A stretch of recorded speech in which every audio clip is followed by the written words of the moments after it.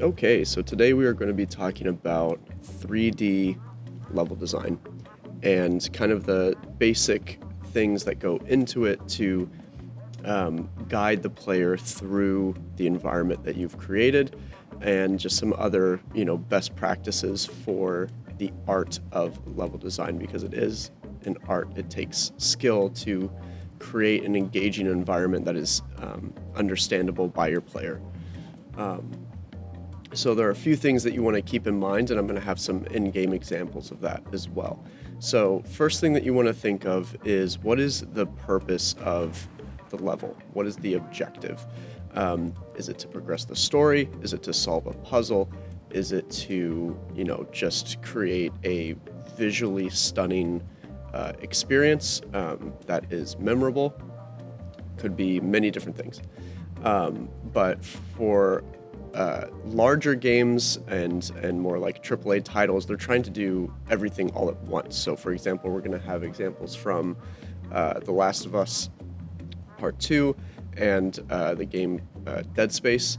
And essentially, their level design is trying to progress the story, challenge the player, and create a memorable experience all at once. So you're going to see examples of that. Another thing you want to think of is, who is your game for specifically? Who's your audience? What kind of environments fit the aesthetic of what your game is going for? If you're making a relaxing, cozy game, you're probably not going to include the things in your environment that we're going to see in Dead Space or The Last of Us. So it's just all things to keep in mind, like what are the things that your audience is looking for to engage with the type of game that you're looking to make. The next, which is really important and something we're going to be focusing on a lot, is spatial flow.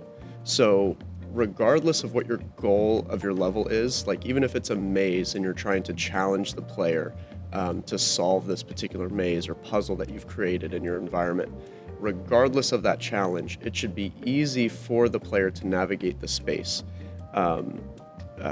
They shouldn't struggle with traversing that space to solve that puzzle. If you're creating a frustrating experience where the environment seems to be like fighting the player with what they were trying to accomplish, what seems feasible inside of your space, that's usually something you want to avoid doing. If there's like steps that are clearly steps, the player should be able to take those steps up to explore and look around. So that's something we're really going to be focusing on. The next thing that we're going to be focusing on is set dressing or environmental storytelling. So that's using the environment to tell a story about what happened. Both of the games that we're going to be looking at do a very good job at that, of using models, textures, and lights to essentially paint a picture. You're walking into an environment and you're able to piece together clues of like, okay, probably have a pretty good idea what happened here in this space. So the add-ons that we have for our game include a handful of prefabs for models that you can use to populate your environment, which we're going to use.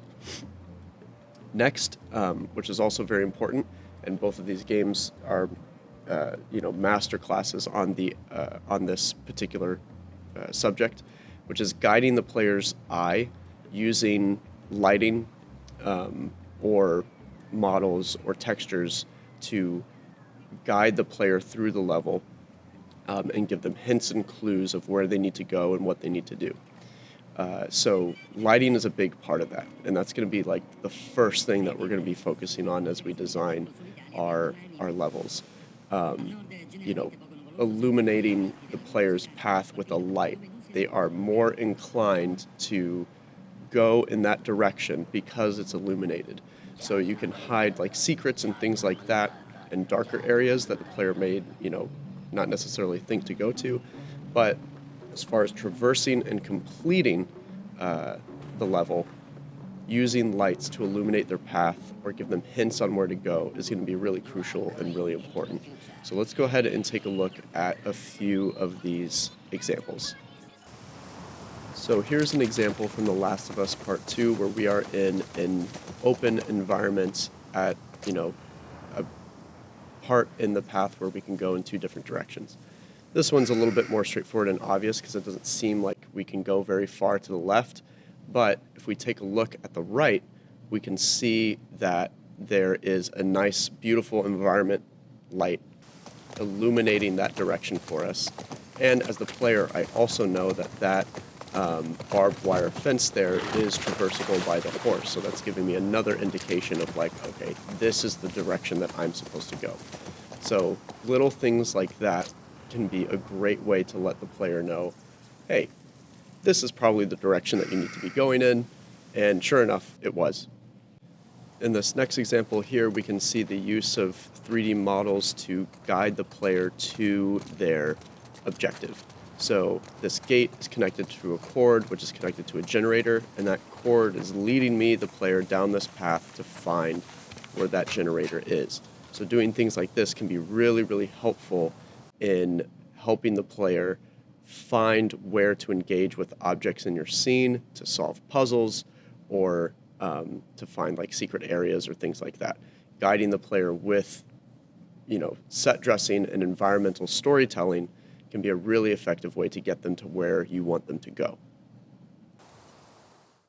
So this next example is from Dead Space, and this is a perfect example of illuminating an objective for a player. So you can see to my right here, there is a spotlight that is illuminating that space, and it is guiding me to an objective, part of the level that I need to solve a little puzzle in order to progress. And you can see that wires are glowing, leading me to the other generator on the other side that I need to pull out and bring over to that side of the room. There's a spotlight here indicating that this is another path that I can take. Obviously the door is illuminated too. So Dead Space is just like a perfect example of using lights to guide the player to where they need to go. It's really, really good, really effective, and it also lends itself to environmental storytelling as well. So this last example is from Dead Space as well. This is a great example of set dressing and environmental storytelling to paint a picture of something happening in a space. We're in a tiny little room here. Clearly something horrific has happened. There's blood all over the place. Lockers are strewn open. Monitors are askew. Glass is broken.